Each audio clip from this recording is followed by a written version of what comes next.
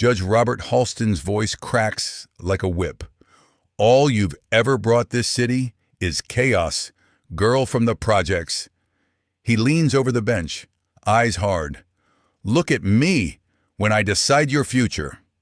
His gavel slams, and 19-year-old Amara Lewis stands rigid, pulse roaring in her ears.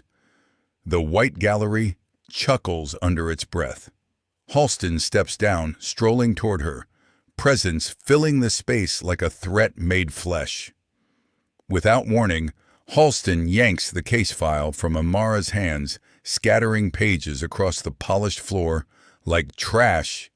"Pick them up, now," he orders, loafer tapping with theatrical impatience as she crouches to retrieve each sheet.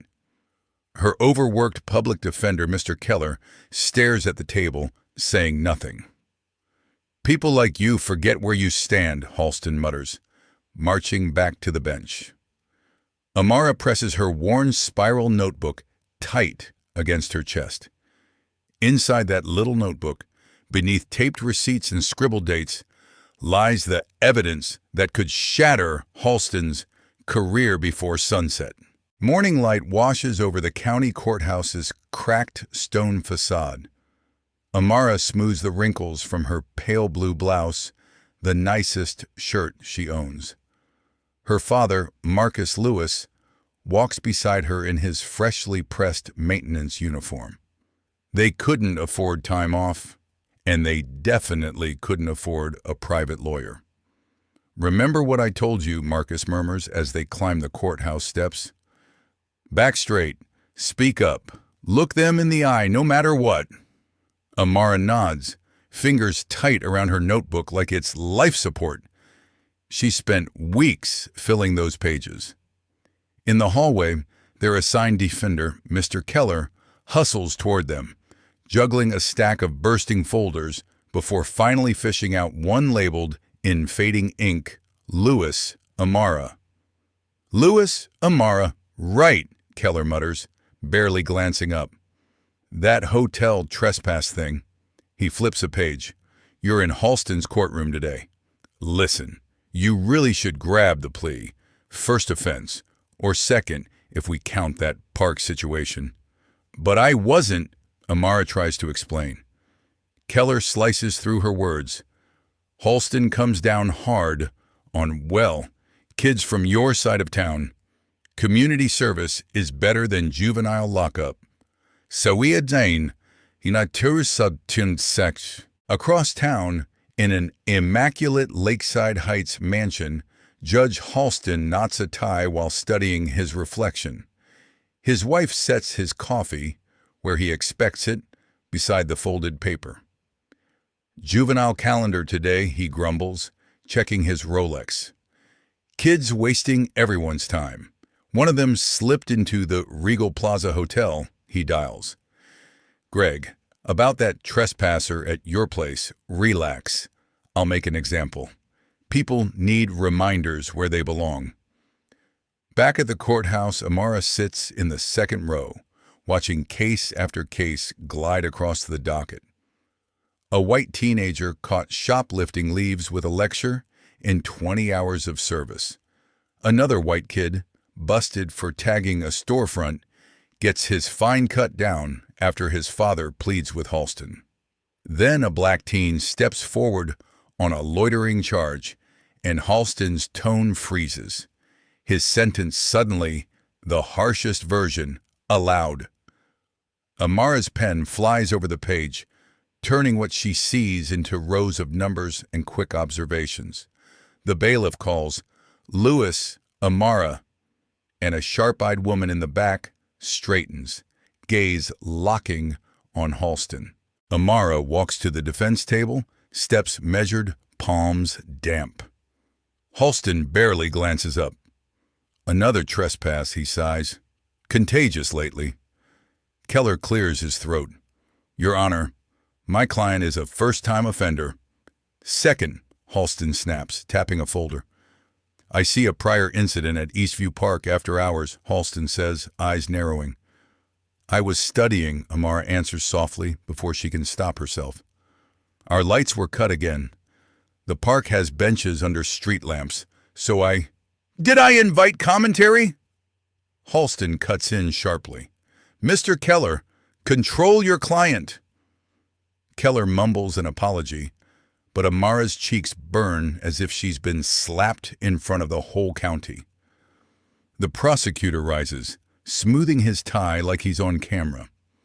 Your Honor, the defendant was located in a restricted corridor of the Regal Plaza Hotel, adjacent to executive conference suites housing expensive equipment. Security footage confirms she had no legitimate reason to be there. Halston leans forward, steepling his fingers.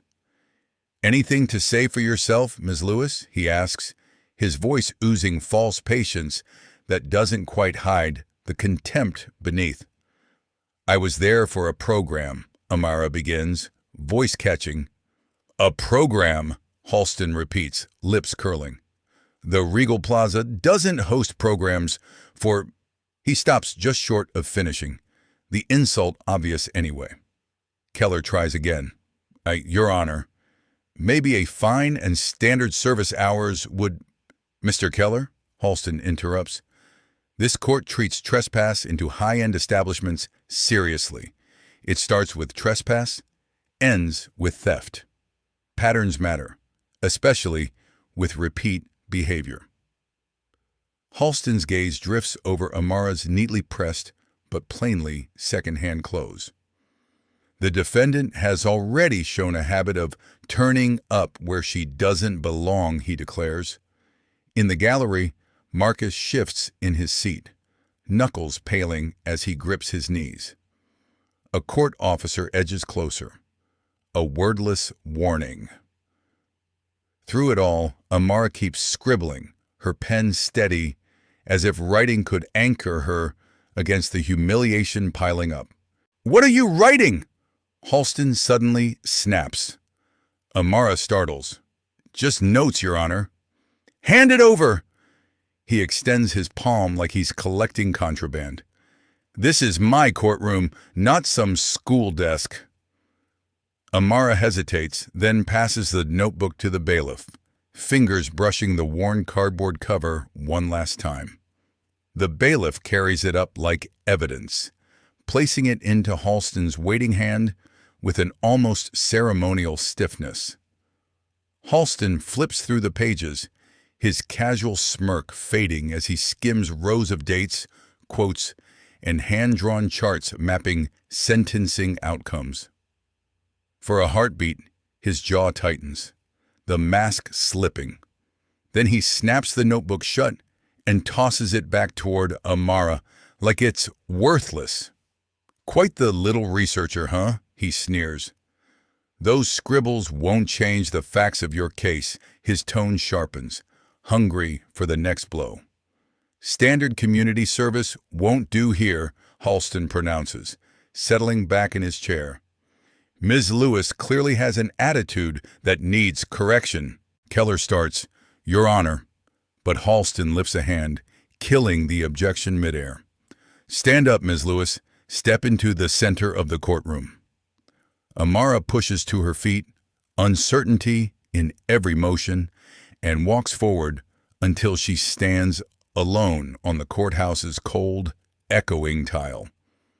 Now, Halston says, satisfaction seeping into his voice, explain to everyone here why you thought you belonged in a five-star hotel like the Regal Plaza. What legitimate purpose could you possibly have? I was invited to, Amara starts. Louder, he barks. The reporter can't record your mumbling, she swallows. I was invited to participate in a program, she says, each word trembling but clear enough to carry. A program, Halston echoes slowly, savoring each syllable like a joke. And who exactly invited you to this mysterious program? The National Merit Scholarship, maybe? He laughs before she can answer. Please, that program doesn't meet in hotel ballrooms.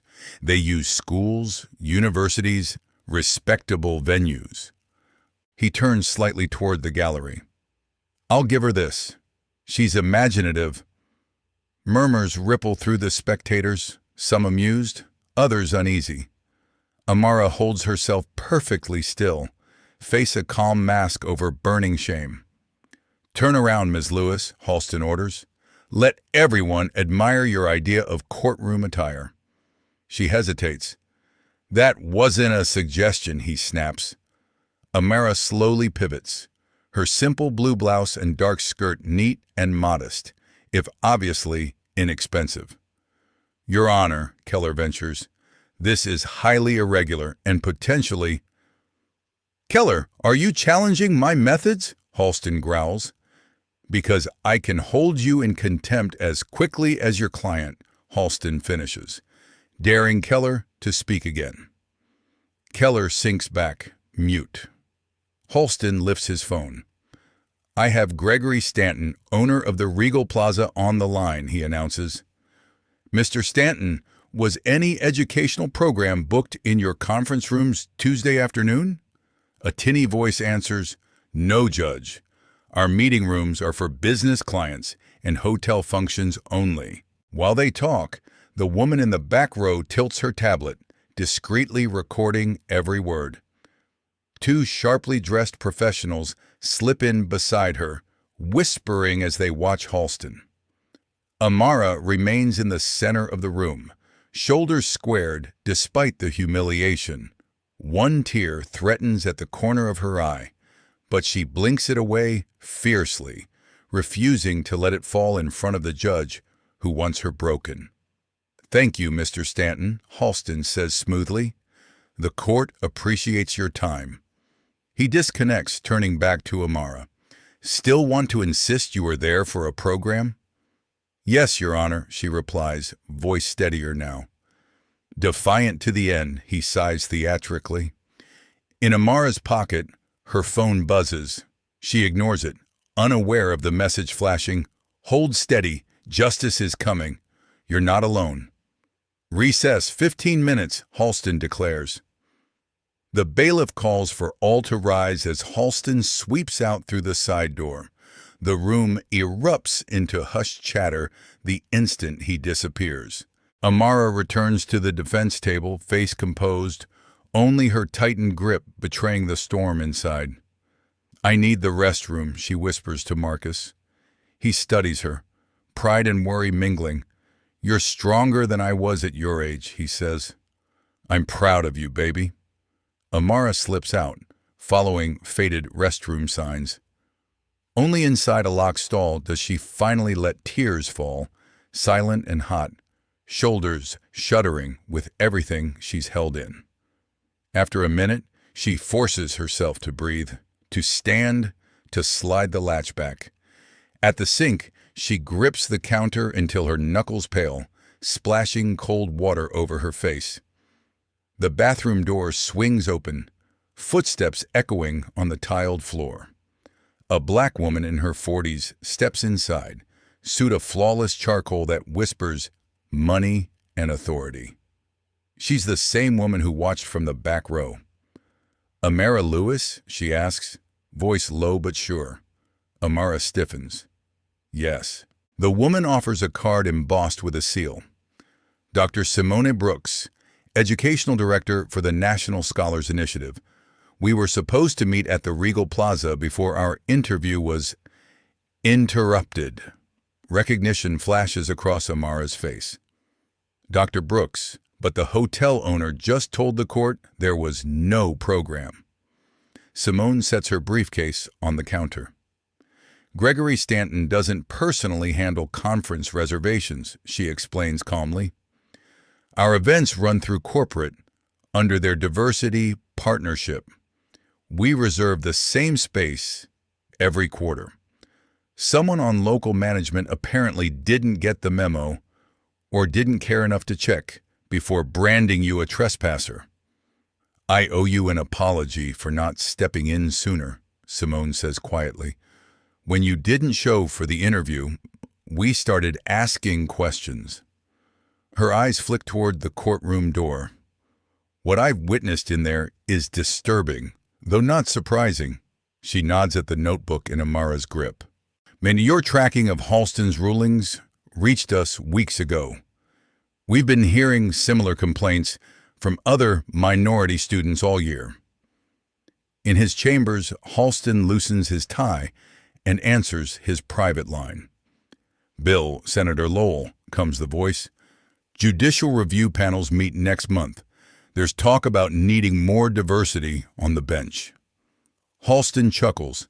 "Political correctness gone wild. I've sat here 20 years without a single successful challenge to my rulings." "Just tread lightly," Lowell warns. "Actually working one of those cases now," Halston replies. "Teaching a trespasser a lesson." Back in the restroom, Simone is already dialing. First, the Regal Plaza's corporate events office.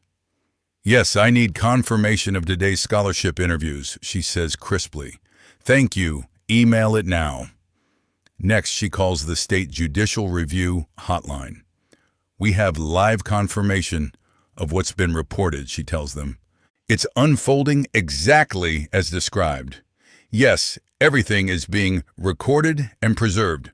You'll want to see this docket." Her last call is to a direct line labeled Carter and Sloan. "Thomas, it's Simone Brooks. We need that pro bono representation you promised, not next month. Right now." She ends the call and turns to Amara. "We've been assembling a case on Halston for months," she explains. "Your notes provided the pattern we needed, but we still lacked undeniable real-time proof of how he treats students like you in open court." The restroom door swings open again, and Marcus steps in cautiously after a quick knock from the hallway. "Amara?" he calls. Simone straightens. "Mr. Lewis, I'm Dr. Simone Brooks." She quickly lays out the essentials. "Your daughter was legitimately at the Regal Plaza for a scholarship interview. What Judge Halston did in that courtroom fits a documented pattern of discriminatory behavior from the bench we've been tracking for some time." Marcus's expression shifts from confused hurt to steely focus as he listens. "So what do we do now?" he asks. Simone answers without hesitation. "You both walk back into that courtroom like nothing has changed. Amara, you stay calm, no matter what he throws at you. The truth is lining up, but timing matters." Amara inhales slowly, shoulders lifting. "I can handle it," she says. "I'm not backing down." As they move toward the door, another woman steps in, wearing a navy blazer and a lanyard Amara hadn't noticed before. The badge reads, "Governor's Ethics Commission, Special Investigations Unit." The woman meets Amara's eyes and taps the screen of her tablet deliberately, where lines of live audio waveforms scroll by. Every word, every raised tone, every ruling from Halston's bench is being captured and preserved. Back in the courtroom, the gavel cracks like a gunshot. Court is reconvened, and Halston's face is tighter, color high in his cheeks as Amara returns to the defense table. After reflection, he begins without preamble. "I've determined an appropriate consequence for Ms. Lewis's conduct and her ongoing dishonesty." Papers rustle as he theatrically shuffles them, building suspense like a seasoned performer instead of an impartial judge. "The defendant will write a public apology to be printed in the county newspaper, admitting to trespass and misleading this court," Halston declares. "Additionally, she will complete 200 hours of community service." A wave of murmurs rolls through the benches at the sheer amount. Heads turn, eyebrows lift. Even the prosecutor glances up sharply, surprised by just how far Halston is pushing what should be a minor juvenile case. Furthermore, Halston adds, voice warming with satisfaction, "Those hours will be served at the Regal Plaza itself. Cleaning restrooms should give Ms. Lewis a lasting appreciation for respecting private property." Keller shifts uneasily. "Your Honor, That seems excessive for a second offense, Halston cuts in, and given her attitude, entirely proper. Do you want to lodge a formal objection, Mr. Keller? Risk a contempt citation along with her? Keller's shoulders slump. No, Your Honor, he murmurs. Very well, Halston replies, clearly pleased. Objection? The single word slices through the room like a blade. Everyone turns as a tall man in an immaculate suit rises from the back row and strides down the aisle. David Carter, Your Honor. From Carter and Sloan, he announces. I'll be representing Ms. Lewis from this point forward. Halston's face blazes red. This is highly irregular, Mr. Carter. We're in the middle of sentencing. Exactly why I'm intervening now, Carter answers smoothly, handing up documents. My motion to substitute counsel has already been filed with the clerk. Since no formal sentence has entered the record, we're procedurally sound. Halston scans the paperwork, hunting for a technicality that isn't there, then jerks a nod. Fine. Mr. Keller, you're excused. Keller gathers his files with visible relief and all but flees the well. Carter steps into his place, posture relaxed, but eyes sharp.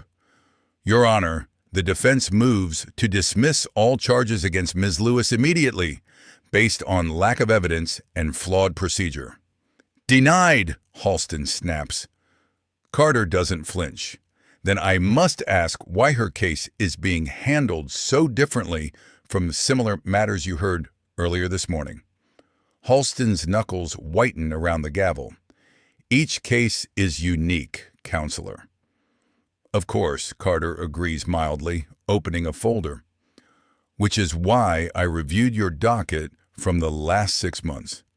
There appears to be a striking statistical pattern in sentencing outcomes based on certain defendant characteristics. The room bristles with attention. Halston's jaw tightens. Are you accusing this court of impropriety? He demands, voice rising. I'm simply placing facts into the record, Carter replies, unshaken. More observers slip into the back rows, some with notepads, others with badges, all facing Halston. I'll hold you in contempt, Halston warns, gavel tapping in short, angry bursts. One more insinuation, and you're out. Carter nods slightly. Then please let the record reflect your hostility toward the defense's lawful questions about disparities in how this courtroom operates, Your Honor. Perhaps you can explain, Carter continues, voice calm, why Ms. Lewis's stated reason for being at the hotel was never verified before this spectacle. Halston straightens. The owner of the Regal Plaza told this court there was no such program. His word is sufficient. Carter opens another folder. Is it? He asks quietly, holding up a document. Here is corporate confirmation that the National Scholars Initiative reserved the Maplewood Suite that afternoon. He approaches the bench, offering the letter on heavy company letterhead. Furthermore, Carter adds, Ms. Lewis was invited by name, as shown in this email from Dr. Simone Brooks, our program director. The prosecutor stands awkwardly. Your Honor, the state has not received this evidence. Because no one bothered to look, Carter replies. The defense shouldn't have to prove innocence when the prosecution hasn't even established basic guilt. Halston's phone rings again. He punches speaker. Mr. Stanton, were you aware of any scholarship event at your hotel last Tuesday? There's a pause. I don't handle every booking personally, Judge, Stanton admits. Corporates sometimes schedules events without looping me in. Carter seizes the opening.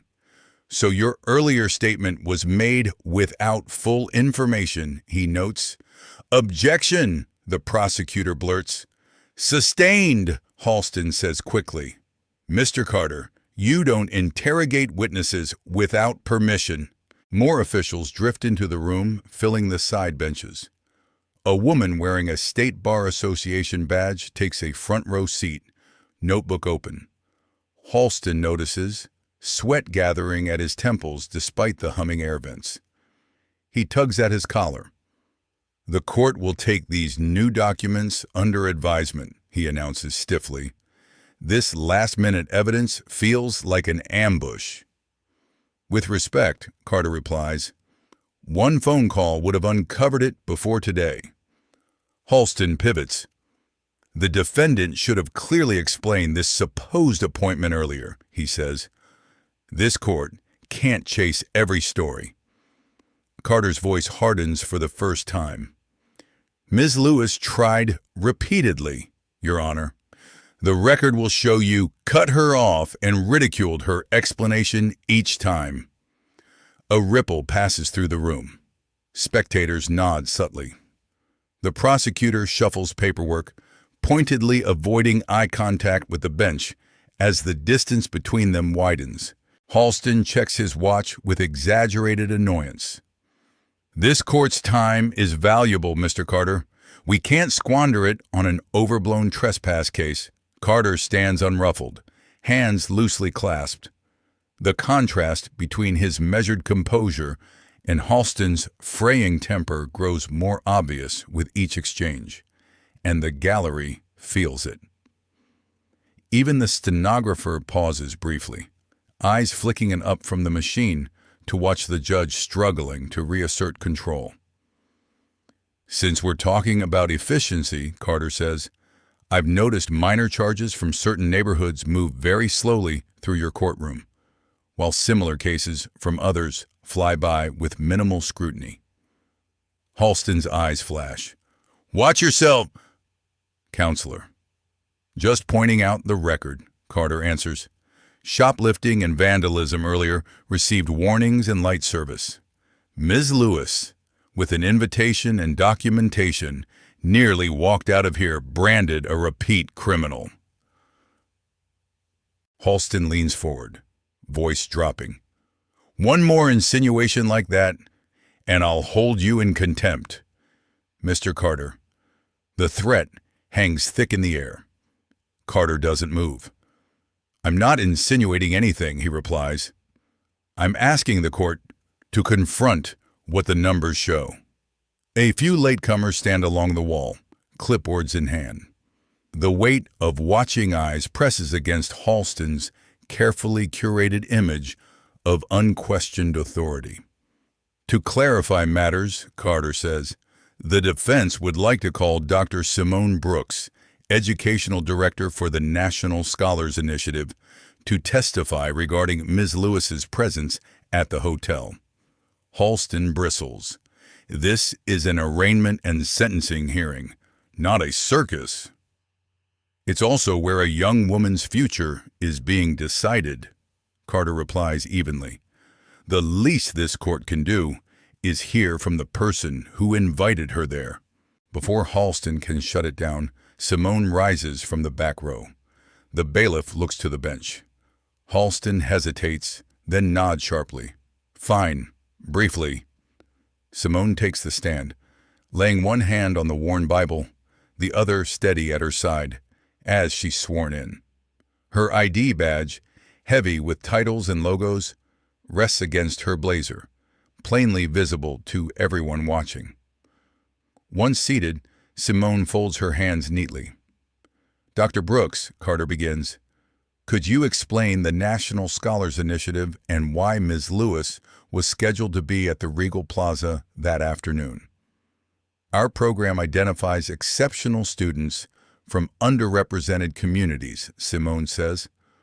"Amara came to our attention because of her outstanding grades in community work despite significant obstacles.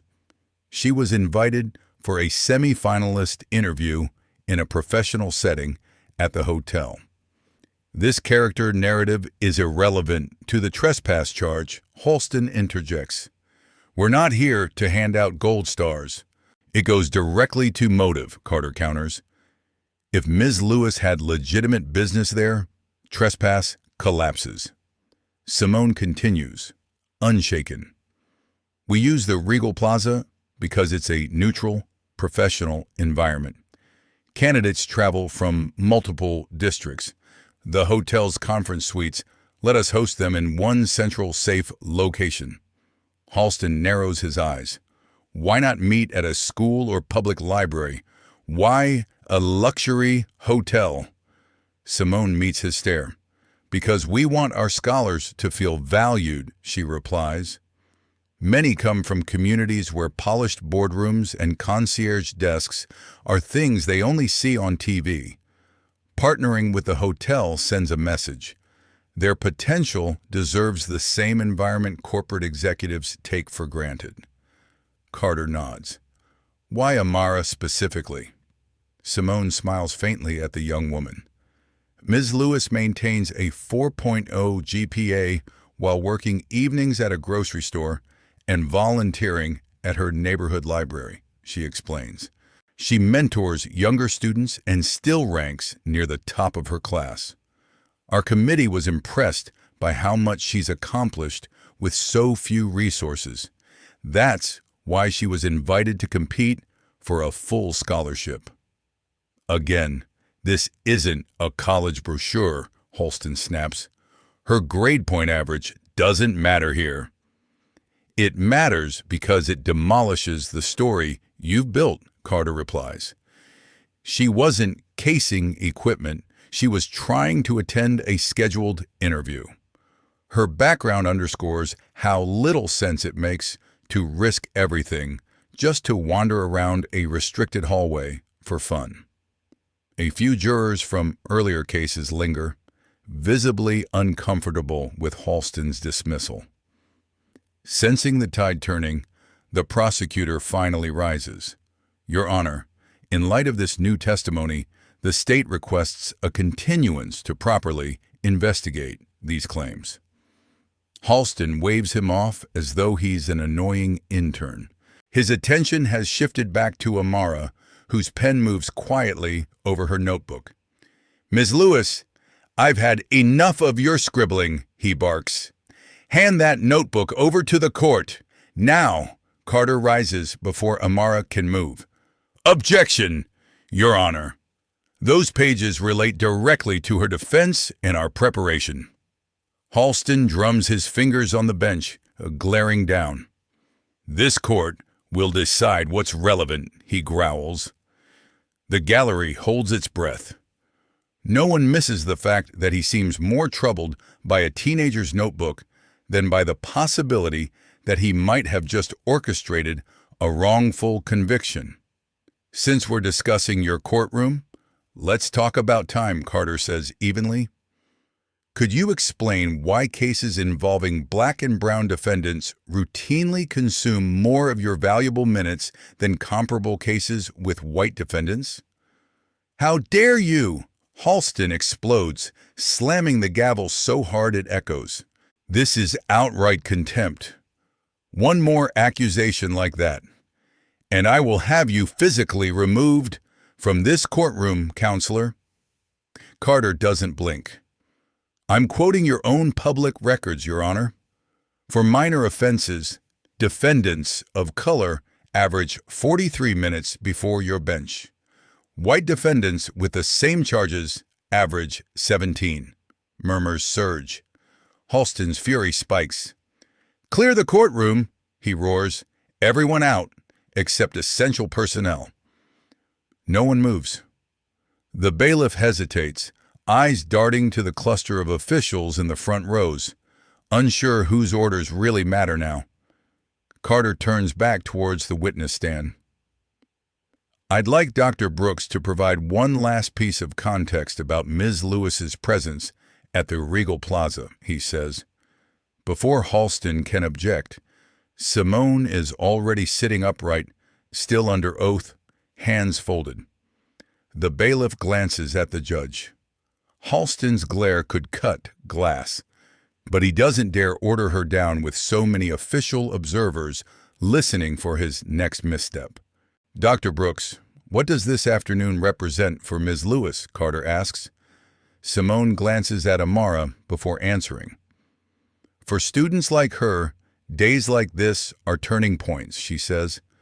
Either the system confirms their work matters, or it proves the rules were never meant for them. Amara entered that hotel believing she'd earned a seat at the table. Instead, she was treated as an intruder for daring to show up. The prosecutor clears his throat again, this time more firmly. Your Honor, in light of this record, the state is prepared to reconsider these charges. At minimum, we need time to interview hotel staff and confirm corporate bookings. His tone carries the wary distance of someone edging away from a sinking ship. Halston ignores him, watching Amara write as though every stroke of her pen is a personal insult. Time stretches.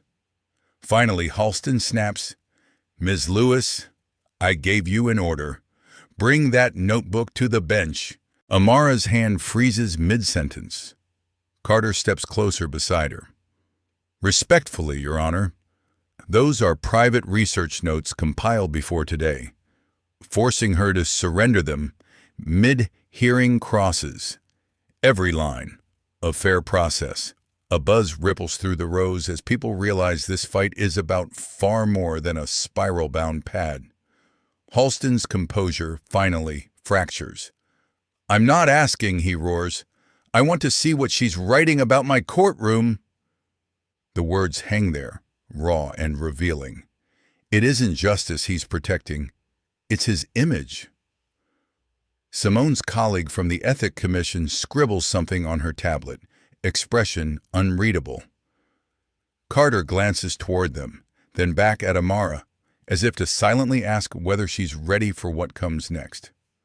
Amara slowly lifts her head, meeting Halston's stare for the first time without flinching. The room goes so quiet, the hum of the fluorescent lights becomes audible. For a moment, she looks like she might finally break and hand the notebook over. Instead, she closes it gently and holds it against her chest. "Actually," she says, voice clear enough to reach the far corner, "I can explain exactly what I've been documenting." The silence deepens, stretching like a tight wire. Whatever satisfaction Halston felt at forcing her to speak fades when he catches the steadiness in her eyes. "Proceed," he says warily. Amara rises, no longer hunched or hesitant, and steps a little closer to the center of the courtroom. 19, but in that moment she carries herself like someone who has spent a lifetime preparing for exactly this confrontation. "For the past 7 months," Amara begins, "I've been tracking judicial misconduct across several county courtrooms for a student research project on equal justice." She opens the notebook, pages fanned like a deck of cards, charts, timelines, highlighted quotes filling every margin. "What started as an assignment turned into something bigger when I saw the same patterns repeating over and over again, especially in this courtroom. Under your gavel, Your Honor." She turns slowly, letting her gaze move across the benches. "I watched defendants of color receive harsher sentences than white defendants for the exact same charges," Amara says. "I saw probation where others got jail time, fines reduced for some, and maximized for others. Dismissals for white defendants came quickly, while everyone else had to fight for basic consideration. White dismissal rates are 78% higher in your courtroom alone." She flips to a page dense with numbers and arrows. "Court-appointed attorneys for black and brown defendants average 4.3 minutes to speak with their clients before proceedings start," she continues. "Attorneys for white defendants get 12.7. Same calendar, same charges, same courtroom. Different outcomes. Every dot, every line in this notebook is a record of who gets grace here and who never even gets a chance." Judge Halston opens his mouth to cut her off, but Carter lifts a hand. Your Honor, you explicitly asked Ms. Lewis to explain her notes. She's doing exactly that. Let her finish, Amara pushes on, voice gaining weight. I logged 137 cases across 3 county courtrooms, including 42 in this one alone, she says. The numbers reveal disparities you can't explain away as simple differences between cases. She flips to another annotated page. In your courtroom alone, Judge Halston, black defendants serve sentences averaging 67% longer than white defendants for the same charges, Amara reads.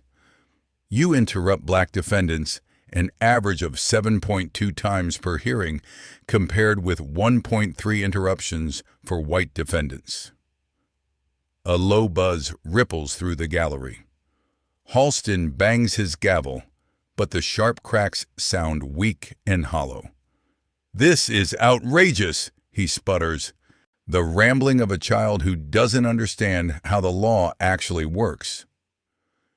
Before he can say more, Simone rises. Amara Lewis is hardly just any student, Your Honor, she says. She's the youngest recipient of the State Youth Leadership Medal presented by Governor Haynes last year. Her research on justice disparities was chosen for national presentation at the Civic Rights Institute's Youth Summit. Simone steps toward the bench, holding a slim folder. Her visit to the Regal Plaza served 2 purposes, she continues. First, her scholarship interview. Second, a scheduled conversation with the hotel's corporate counsel about their community partnership programs, which she's studying as potential models for court reform. Before Halston can respond, the woman from the back row strides forward, badge now clearly visible over her blazer. Director Samantha Williams, State Judicial Ethics Commission, she announces. Judge Halston, we've been monitoring your court after repeated complaints about unequal treatment. She gestures to colleagues lining the wall. Our office reviewed Ms. Lewis's preliminary data and found it mirrors our own investigation. Her statistics are unusually sophisticated for someone her age. Color drains from Halston's face. This is an ambush, he snaps. A coordinated hit job. No, Your Honor, Williams replies evenly. This is oversight. She nods toward Amara. Ms. Lewis worked independently. Her notebook simply adds another layer of proof to what we were already uncovering. Halston grasps at the remaining thread. None of this erases the fact she trespassed at the Regal Plaza, he insists. Carter steps closer, lifting a tablet. Then let's look at the hotel's security footage together, shall we? Carter taps the screen, projecting grainy video onto a monitor. The courtroom watches as Amara appears at the Regal's front desk, handing over her ID. A uniformed employee smiles and gestures toward the elevators, escorting her down the hallway toward the Maplewood conference room. The timestamp matches the supposed trespass. As you can see, Carter says, she was where staff directed her for a scheduled interview. So the core allegation itself collapses, Carter continues. Ms. Lewis had explicit permission to be there for legitimate business in an authorized space. Director Williams faces the gallery. Our commission has been compiling evidence on Judge Halston for months, she explains. We needed a day with multiple witnesses and full documentation. Today provided that opportunity. Halston scans the room, finally recognizing how small his bench has become. State officials now line the back wall. Reporters' fingers race over keyboards. Several well-known attorneys, once merely curious observers, sit forward with sharpened attention. This is a witch hunt, Halston blurts. I've devoted 2 decades to this bench. Exactly, Williams answers. And over those 20 years, you've built a record of bias that cuts against the very idea of equal justice under law. Williams opens an embossed folder and withdraws a document bearing the state seal. Judge Robert Halston, she reads, under the authority of the State Judicial Ethics Commission and this state's Supreme Court, you are hereby suspended from judicial duties effective immediately, pending full investigation of misconduct, abuse of authority, and systemic discrimination in your courtroom. His gavel slips from numb fingers, clattering against wood in a dull, broken echo. Within hours, the courthouse feels like a shaken anthill. In the main chamber, Chief Judge Eleanor Michaels convenes an emergency session to reassess Amara's case. Her tone is steady, her questions precise. After reviewing the footage, emails, and ethics reports, she speaks clearly. This court dismisses all charges against Amara Lewis with prejudice. The record will reflect they were unfounded and improperly pursued. Judge Michaels turns toward Amara. Ms. Lewis, on behalf of this court and our justice system, I offer a formal apology for what you endured today, she says. What happened to you contradicts the values we swear to uphold. In the gallery, Regal Plaza owner Gregory Stanton shifts uneasily, the weight of his earlier phone call hanging over him like a storm cloud he helped create. After the hearing, Stanton approaches Amar and Marcus in the hallway, shoulders squared but eyes humbled. Ms. Lewis, I owe you a personal apology, he says, extending a hand. I spoke without knowing the full story and helped fuel this mess. After learning about your work, I'd like to offer you a paid internship in our corporate responsibility program. We need voices like yours at the table. Across town at Ethics Commission headquarters, Williams and her team dive into Halston's history. Analysts pull years of electronic records while others haul boxes of old files into conference rooms. The pattern is even uglier than we feared, Williams tells her deputy, scrolling through a heat map of sentencing data. Minority defendants received on average 60% longer sentences than white defendants with matching charges and records. Another analyst hurries in, clutching a fresh report. Director, we flagged 23 cases where the disparities are especially extreme, she says. 3 people are still locked up, even though their situations mirror white defendants who walked away with probation. Williams's jaw tightens. Mark those for immediate review, she orders. Loop in the public defender's office. We're filing for resentencing as quickly as humanly possible. News outlets swarm with predictable hunger. Early headlines scream the dramatic angle. Teen researcher topples, biased judge, and student's notebook exposes courthouse corruption. Camera crews camp outside the courthouse doors, pouncing on anyone even loosely connected to the case. By nightfall, deeper reporting emerges. The State Herald runs a front-page analysis titled, "When Those Who Judge Escape Judgment." The story quickly shifts from spectacle to serious examination of power and accountability. Legal scholars fill primetime panels, trading careful sentences. What we witnessed is both failure and progress, explains Professor Elena Morrison, a judicial ethics expert. Failure because a judge displayed obvious bias for years without serious challenge.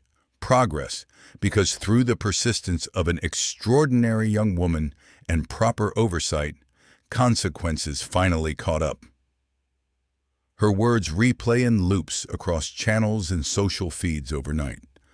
Amara finds herself cast as an unwilling spokesperson. At a hastily arranged press conference, she stands beside Simone, steady despite the forest of microphones. My project was never about hunting one person, she says carefully. It was about documenting patterns that shape people's lives every single day. One biased judge affects thousands of families over a career, not just the ones you see on camera. Combined with the commission's findings, Amara's data becomes ammunition for lawmakers. State Senator Victor Lang announces plans to introduce the Judicial Accountability Act. At the press conference unveiling the bill, he gestures toward Amara. Her careful documentation gave us the proof we needed, he tells reporters. This legislation mandates independent review of sentencing patterns, required bias training, and a more transparent process for selecting judges. At Regal Plaza's corporate offices, executives launch their own investigation. How did such a catastrophic miscommunication happen? They discover Stanton's executive assistant, Gregory Palmer, intentionally buried emails about educational programs using their space. I didn't think those events fit our brand, he admits during his exit interview. They don't bring in much revenue and attract the wrong crowd. His firing is immediate and public. Corporate issues a company-wide memo reaffirming its inclusion policies and clarifying that community partnerships are central to its mission. Mandatory training rolls out for every employee, from executives to night shift custodians. Across town, Halston barricades himself inside his Lakeside Heights mansion, blinds drawn against the reporters clustered on his lawn. He hires Nolan Bryce, a high-profile defense attorney known for rehabilitating disgraced public officials. Judge Halston's remarks are being twisted out of context, Bryce insists to cameras stationed at the end of the driveway. His long, distinguished service record speaks for itself. We're confident a full, fair review will clear him of these politically motivated claims. The statement backfires instantly when the Ethics Commission releases transcripts of Halston's comments from multiple hearings, revealing a steady drumbeat of contempt toward minority defendants. Even Halston's former political backers begin inching away. Their public statements slide from full-throated support to cautious calls for all the facts within days. Governor Haynes addresses the scandal during a scheduled press conference. Our justice system only works when judges are genuinely impartial, she says. These allegations are grave. My administration will track the commission's findings closely and respond accordingly. Behind closed doors, the governor's legal team drafts contingency plans for removing Halston permanently if the investigation confirms misconduct. They also begin vetting potential replacements, prioritizing candidates with proven histories of fair sentencing and community trust. Meanwhile, the State Bar Association launches its own inquiry. If true, this conduct represents a profound breach of professional ethics. Their public statement reads plainly. Legal aid groups and community advocates set up a hotline for people who passed through Halston's courtroom. The phone lines light up almost immediately. Within days, more than 200 former defendants and family members share stories that echo the same themes of humiliation and disproportionate punishment. Carter's firm announces pro bono support for appeals in the worst cases. Equal justice is a right, not a luxury, he tells reporters. The following Monday, Amara walks back into school, trying to blend into the corridors she once moved through invisibly. Now classmates whisper as she passes, some offering quiet congratulations, others just staring. Teachers treat her with a new, careful respect. In civics class, her teacher invites her to speak about what she's learned. Amara talks about paying attention, documenting patterns, and refusing to pretend not to see injustice. As the second week of investigations unfolds, Forensic analysts comb through Halston's email archives. They uncover something even more sinister than sentencing disparities. Messages between Halston and certain prosecutors discussing deterrent sentencing for defendants from what he calls problem neighborhoods. The Ethics Commission forwards the entire cache to the Attorney General, shifting the matter from misconduct to possible criminal conspiracy. The stakes for everyone involved suddenly escalate. On the day of Halston's formal hearing, the State Judicial Center's largest chamber fills an hour early. Television cameras stack along the back wall, red recording lights glowing like tiny eyes. Security screens every badge at the doors. Halston slips in through a side entrance with Bryce at his elbow, avoiding the media crush outside. His once imperious stride is gone, replaced by a slow, uncertain shuffle. He takes his seat at the respondent's table, posture small in a suit that now hangs loosely from weight, lost over 2 sleepless weeks. The irony lands heavy. The man who towered over defendants for decades now occupies their side of the room. A 5-judge review panel files in, led by State Supreme Court Justice Rachel Chen, faces expressionless as they settle behind the long raised desk. This hearing will determine whether Judge Robert Halston has violated our judicial code and state constitution, Justice Chen announces. These are not criminal proceedings, but their findings will decide if he remains fit for the bench. Director Williams presents first. She moves through slides of charts, timelines, and quotes, building the case piece by piece in a steady, relentless rhythm that leaves little room for rebuttal.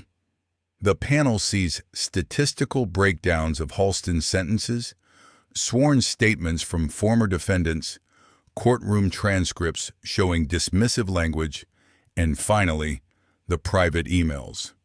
One projected message stands out. In it, Halston urges Assistant District Attorney Mark Phillips to seek the harshest penalties for defendants from so-called problem districts while reserving diversion programs for kids who made mistakes from better areas. The double standard is impossible to ignore on the big screen. Halston's former clerk, Alexia Ruiz, testifies next. She describes being told to arrange dockets so particular prosecutors handled cases involving minority defendants. He called it pairing the right attorney with the right case, she explains, voice tight. But it was obvious he wanted certain outcomes. As the testimony stacks up, the defense's strategy of denial starts crumbling under the weight of written words and lived experiences. Even those who once praised Halston's toughness now retreat. Stanton, initially lined up as a character witness, submits instead a sworn statement. In it, he recounts a golf game where Halston bragged about keeping undesirables away from places like the Regal. He said strict sentences protected property values and kept certain people where they belong, Stanton admits. I didn't challenge him. I regret that deeply now. Assistant District Attorney Mark Phillips takes the stand, looking exhausted. There was an unspoken expectation in chambers, he testifies. If you didn't push for the stiff sentences he wanted, your cases got buried or scheduled badly. Young prosecutors understood that cooperating meant smoother careers. By the second afternoon, Halston's wall of professional allies has thinned to almost nothing, replaced with cautious distance or open condemnation. As the day's testimony winds down, Halston requests permission to address the panel. Justice Chen allows it, perhaps hoping for genuine remorse. He approaches the podium slowly, hands clasped. He opens with practiced humility, citing 2 decades of service and insisting he never intended harm. But as panel members press him about specific emails, his voice sharpens, the mask slipping with every pointed question. "You don't understand what it takes to keep order," he snaps, when Justice Chen asks about the sentencing disparities. "Someone has to make hard calls to keep communities safe, and those hard calls fell overwhelmingly on minority defendants, didn't they?" she asks. His composure shatters. "Look at where the crime comes from," he blurts. "Someone has to keep certain neighborhoods in line, or everyone pays." A shocked murmur sweeps through the chamber. Camera operators zoom in, capturing every reddening inch of his face. "You want honesty?" Halston continues, chest heaving. "Some people respond to second chances. Others only learn from consequences. I gave each what they needed, and I won't apologize for it." Court reporters' fingers fly, transcribing the unfiltered prejudice spilling from the mouth of a man who once demanded respect. The outburst ricochets across social media within minutes, clipped and shared without commentary, because none is needed.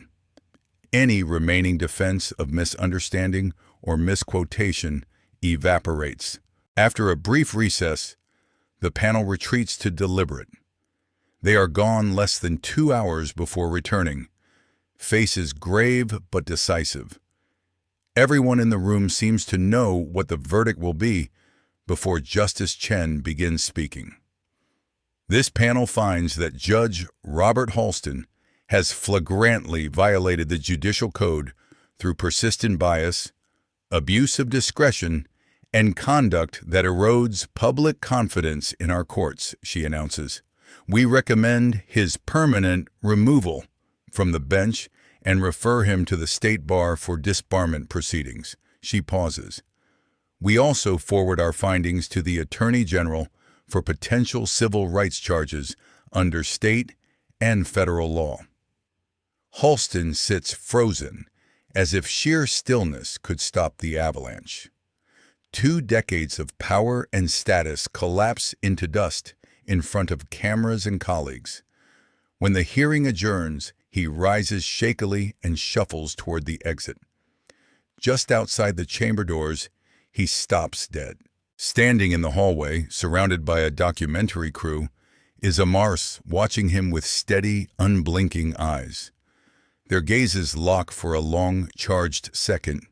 The man who once demanded she remember her place now has nowhere left to stand.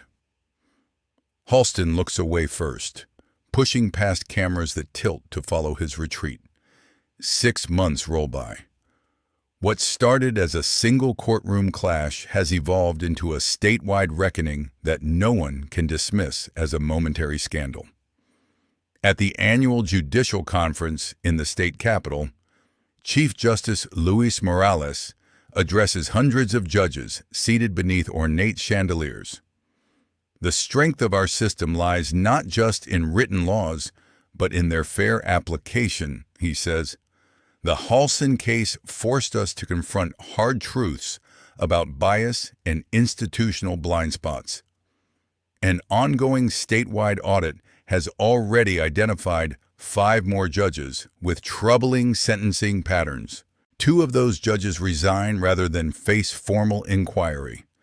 3 more contest the findings, their courtrooms temporarily reassigned while their records undergo deeper review." "This isn't a purge," Director Williams explains during a panel at the State Bar's convention. "It's triage. We're trying to repair a system people stopped trusting. Every biased ruling doesn't just hurt one person. It damages faith in justice itself." New rules roll out quickly. All judges must now complete intensive bias training each year. Sentencing data becomes public, posted online every quarter and broken down by race, zip code, and charge. A citizen review group joins the judicial appointment process, bringing community members into a space once reserved for insiders. Sunshine starts seeping into corners that used to operate comfortably in the dark. At the Regal Plaza, transformation looks more concrete. Staff attend workshops led by community organizers. Hiring practices shift. The company establishes the Future Pathways Fellowship for young people from underserved neighborhoods interested in hospitality and business leadership. We're honored to have Ms. Lewis serve as a student advisor to this program, the new diversity director announces at the launch.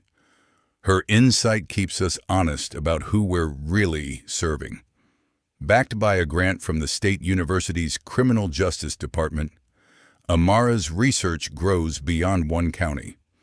She presents her methodology at a National Judicial Reform Conference, where advocates seize on her approach.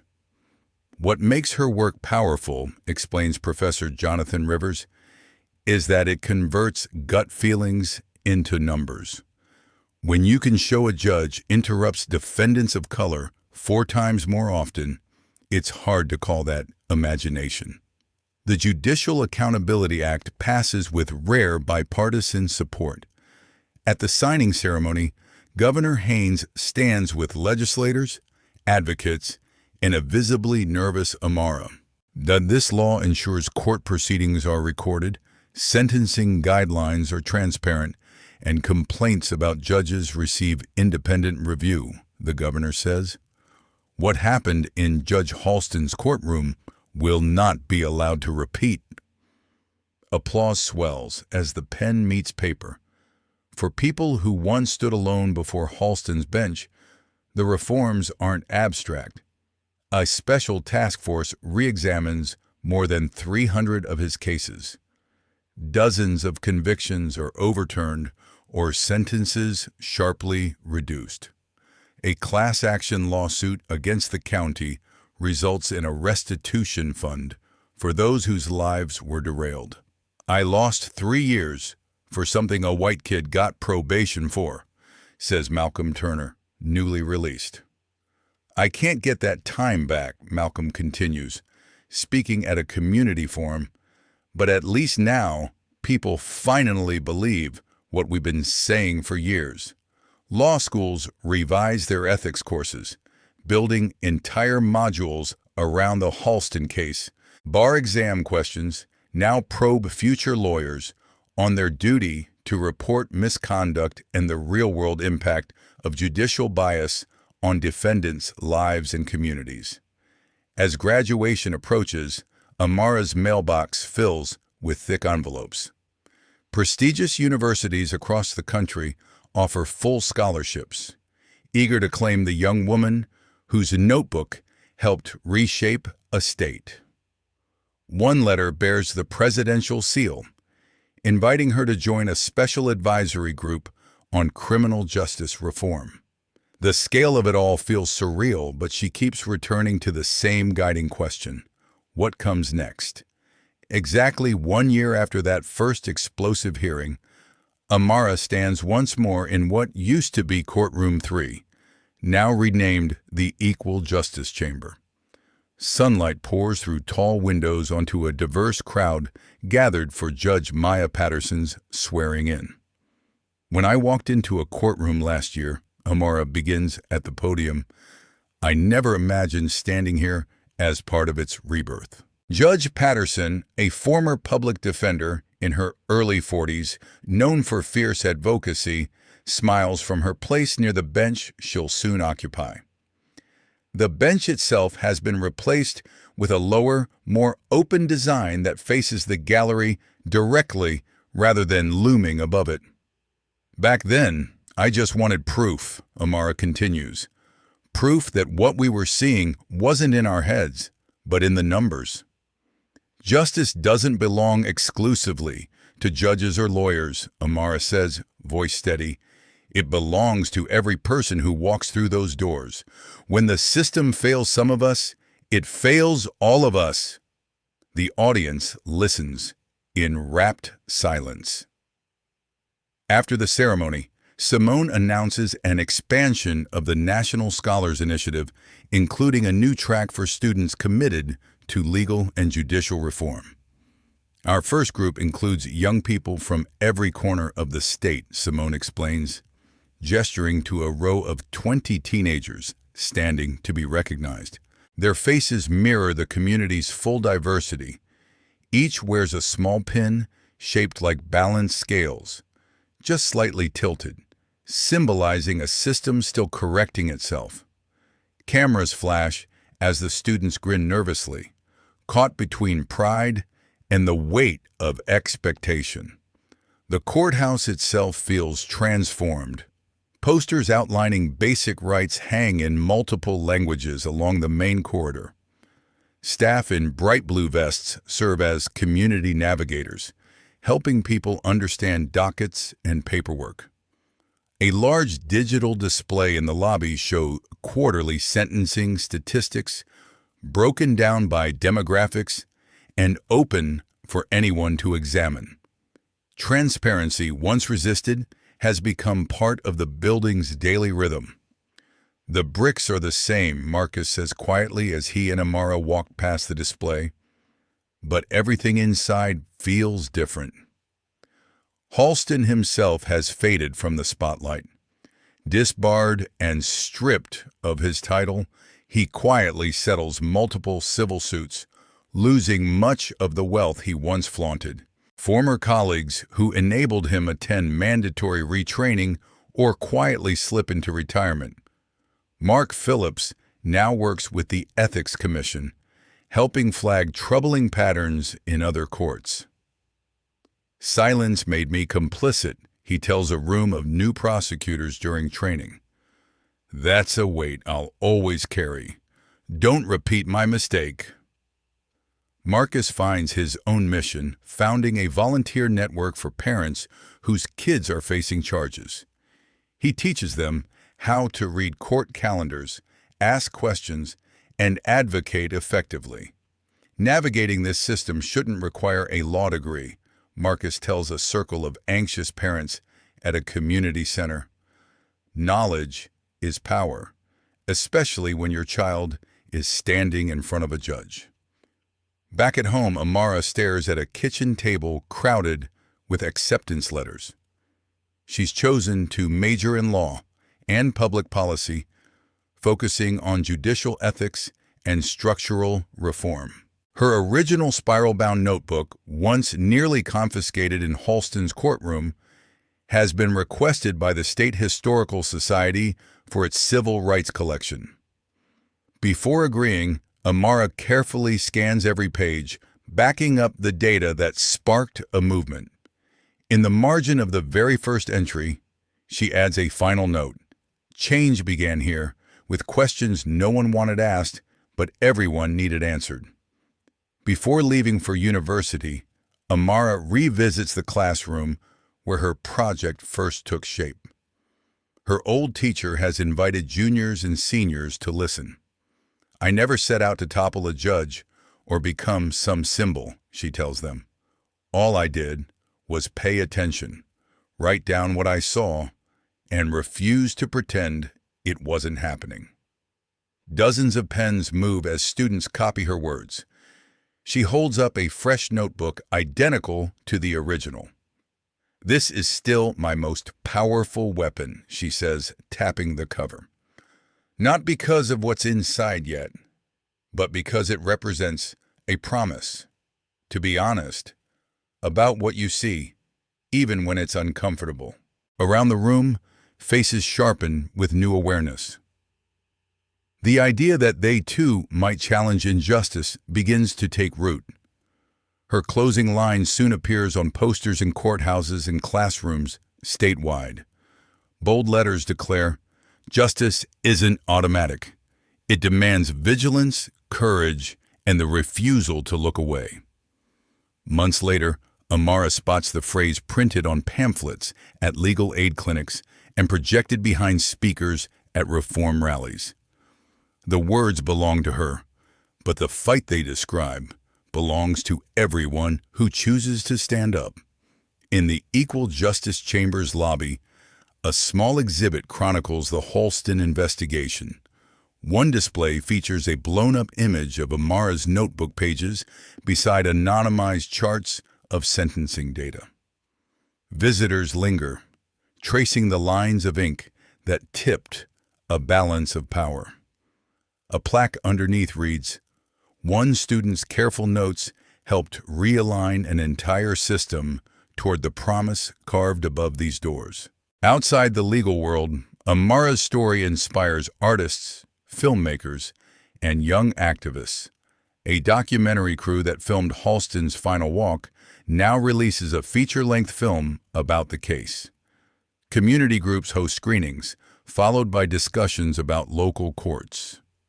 Teenagers line up afterward to ask how to start their own data projects, armed with little more than curiosity, notebooks, and the determination to be taken seriously. None of this erases the harm Halston caused, and Amara never pretends it does. People still carry records, trauma, and missing years. But now there are mechanisms, however imperfect, to challenge injustice as it appears. And there is proof that a single person paying attention can change something massive, even when the odds and the institution seem impossibly stacked against them. That possibility alone keeps her moving forward. Back on the Black Culture Stories channel, the narrative comes full circle. The episode recounts Amara's journey from that first humiliating courtroom appearance to the sweeping reforms that followed. Viewers watch as she evolves from frightened defendant to poised advocate, standing beside judges, lawmakers, and community members. The story doesn't pretend everything is fixed, but it shows clearly that silence is no longer the only option. The host's voiceover shifts from the final courtroom images to a direct appeal. If Amara's stand against bias and abuse of power resonated with you, he says, we'd love for you to support what we do here at Black Culture Stories. Graphics highlight the channel logo as he explains how their team uncovers stories about ordinary people taking extraordinary risks for justice. Every like, comment, and subscription helps us keep shining a light on the places most people never see, he continues. Clips play of other episodes featuring workers, students, and neighbors challenging discrimination in schools, workplaces, and city halls. Turn on notifications so you don't miss our weekly stories about people who refuse to stay quiet when the system failed them. Your engagement genuinely makes these stories possible. The video closes by inviting viewers into the conversation. Tell us what part of Amara's story hit you the hardest, the host urges. Comments begin filling with personal experiences of unfair teachers, biased bosses, and intimidating court dates. Some share how they plan to start tracking what they see in their own communities. Notebooks ready, determined not to let patterns stay invisible anymore. Screens across living rooms, buses, and break rooms freeze on the final shot of Amara leaving the courthouse. Sunlight on her face, notebook tucked under her arm. The narrator's last words echo. Justice doesn't move on its own, it moves because people push. For many watching, that line lands as less of a conclusion and more of a personal challenge. The question is, who will push next? Somewhere in a small apartment not unlike Amara's, another teenager sits replaying the video, eyes shining with recognition. They grab an old notebook from a backpack and start a fresh page, labeling it Observations. Maybe it's about school discipline, traffic stops, or housing denials. Whatever the focus, the first step is the same. Pay attention, write it down, and refuse to be told it doesn't matter.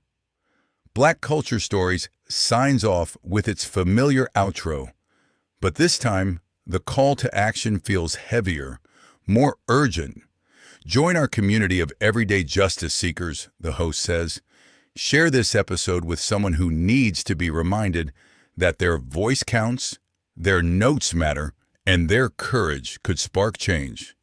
The screen fades to black, leaving only possibility and the next blank page waiting. For those of you who remember segregated lunch counters and black and white TV news, Amara's story is a reminder that unfair judges did not disappear with the past. Justice can still tilt against certain neighborhoods and skin tones. Halston's fall shows that a courtroom only stays honest when ordinary people are watching closely, taking notes, and refusing to be shamed into silence. No matter how powerful the man with the gavel appears. Many of you know from Vietnam, Watergate, and factory strikes that courage rarely travels alone. Amara had her notebook, yes, but she also had her father, Dr. Brooks, Attorney Carter, and those quiet faces in the back row who kept the cameras rolling. Real change for our grandchildren comes when one brave voice is lifted, echoed, and protected by a whole community that refuses to look away. At 65 or 70, you understand that real reform is slow, like healing after surgery. Halston lost his robe in a single hearing, but the deeper work took months. Audits, new laws, retraining, and second chances for people he'd harmed. That is the invitation for elders today. To lend our wisdom, our voting power, and our steady voices so the next generation does not stand alone. Friends, after hearing how a simple spiral notebook helped expose Judge Halston and reopen the doors of justice, I'd love to hear from you. Have you ever seen something unfair at work, in court, or even at school and wished you had spoken up or written it down? What would taking notes for justice look like in your own town? Share your story in the comments, tap like, and subscribe to Black Culture Stories so more people your age and mine can learn, speak up, and stay strong together. And don't forget to hit the notification bell so you never miss a new episode.